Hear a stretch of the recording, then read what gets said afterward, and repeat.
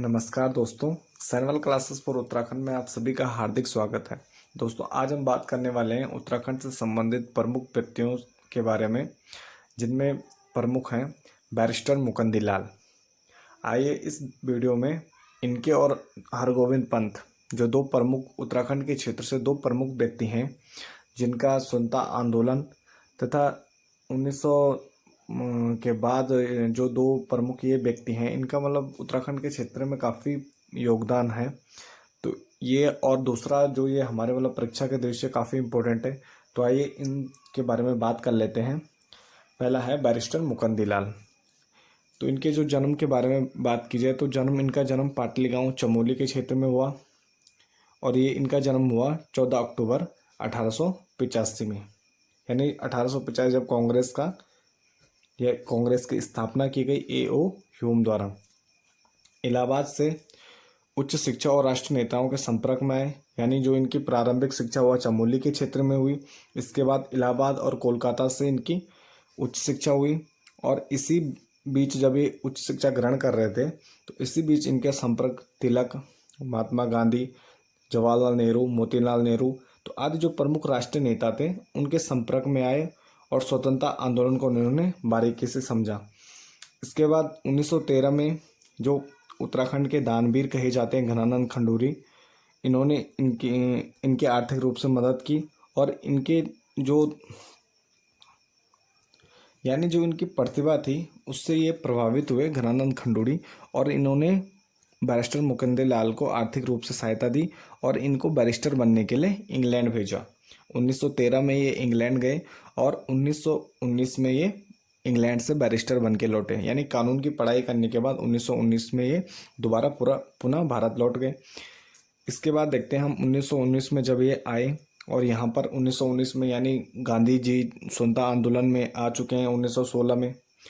तो उसके बाद एक राष्ट्रीय रूप में एक आंदोलन था, वो गांधी जी उसको जन आंदोलन बनाने में लगे हुए थे।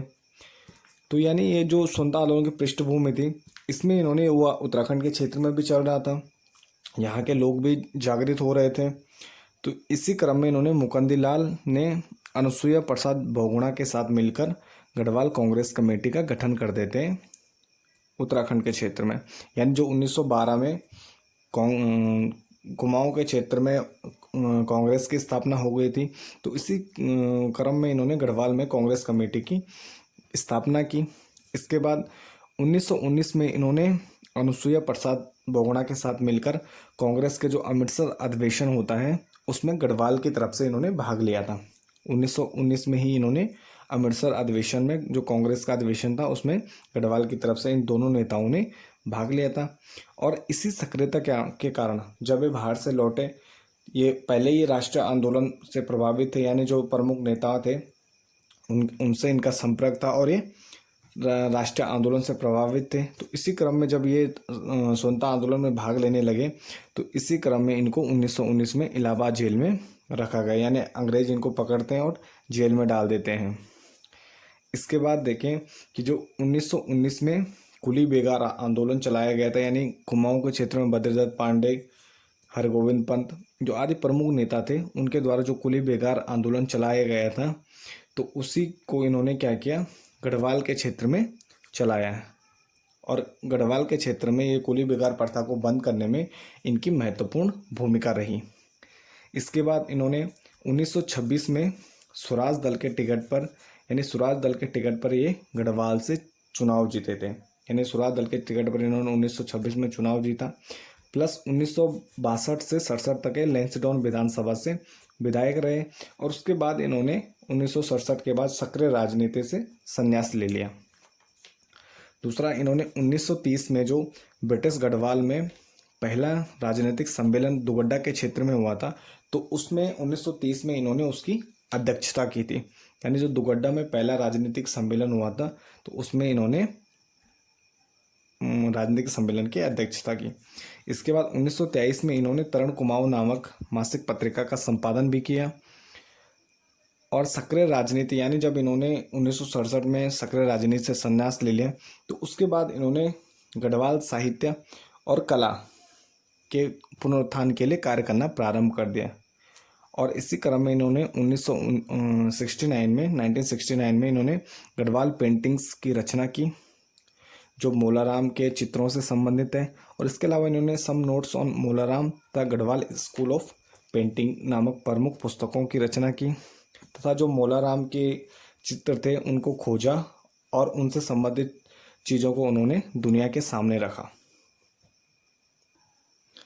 इसके बाद 1969 जब गढ़वाल को एक कमिश्नरी के रूप में बनाया गया तो उसके गठन में भी इनका महत्वपूर्ण योगदान रहा।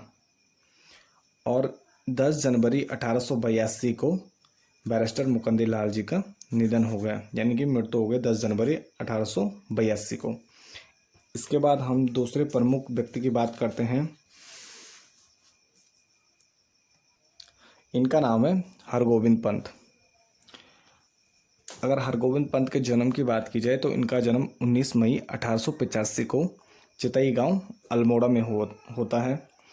और ये चितई गांव, अगर आपको ध्यान होगा तो चितई मंदिर भी अल्मोड़ा में ही है, उसी की आसपास के क्षेत्र की बात की जा रही है।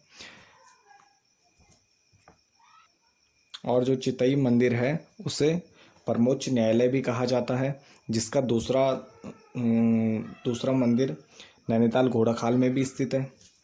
तो उसके बाद अगर इनकी बात की जाए तो हरगोविंद पंत जो कुमाऊं के आंदोलनों के जननायक भी कहे जाते हैं।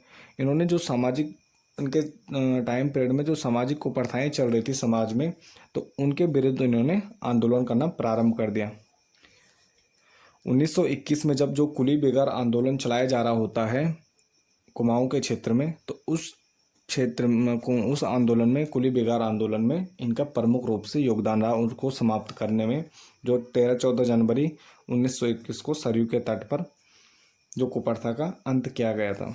इसके बाद 1928 में इन्होंने जो समाज में कुप्रथाएं चली आ रही थी, यानी जो कुलीन ब्राह्मण होते थे उनके द्वारा हल नहीं चलाया जाता था, तो इस प्रथा को उन्होंने 1928 में खुद स्वयं हल चलाकर समाप्त किया था। इसके अलावा इन्हें उत्तराखंड का जननायक भी कहा जाता है, कुमाऊं का जननायक कहा जाता है।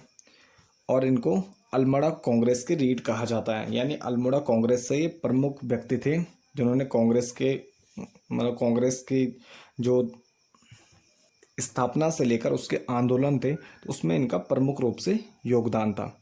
इसके अलावा स्वतंत्रता आंदोलन के दौरान जब इन्होंने प्रमुख रूप से कुमाऊं के क्षेत्र में स्वतंत्रता आंदोलन को आगे बढ़ाया, तो इसी क्रम में जो अंग्रेज़ थे, इन्होंने ब्रिटिशों ने इनको 1930, 1932 और 1940 में इन्होंने जेल में इनको डाला, यानी ये जेल, इस दौरान ये 3 बार जेल भी गए थे, 1930, 1932 और 1940 में। इसके अलावा अगर इनके राजनीतिक करियर की बात की जाए तो 1937 में इन्हें उत्तर प्रदेश असेंबली का सदस्य बनाया गया। 1946 में ये प्रांतीय असेंबली के सदस्य बने तथा 1957 में ये लोकसभा यानी सांसद के रूप में चुने गए थे। और 1942 में जब भारत छोड़ो आंदोलन चल रहा था तो सबसे पहले अल्मोड़ा के क्षेत्र में हरगोविंद पंत को ही नज़रबंद किया गया था। उसका प्रमुख कारण ये था कि ये अल्मोड़ा के क्षेत्र में, यानी पूरे कुमाऊं के क्षेत्र में प्रमुख व्यक्ति थे, तो जन आंदोलन के नायक भी थे, इस कारण इनको सबसे पहले नज़रबंद किया गया था। इसके बाद मई 1957 में ही जैसे ही लोकसभा के लिए चुने जाते हैं, उसके कुछ टाइम बाद ही इनका निधन हो जाता है, मई 1957 में। इसके साथ आज की वीडियो हमारी यहीं समाप्त होती है। बाकी मिलते हैं नेक्स्ट वीडियो में तथा उत्तराखंड से संबंधित प्रमुख व्यक्तियों के बारे में जिन्होंने उत्तराखंड के क्षेत्र में कुछ प्रमुख योगदान दिए हैं। तब तक के लिए धन्यवाद।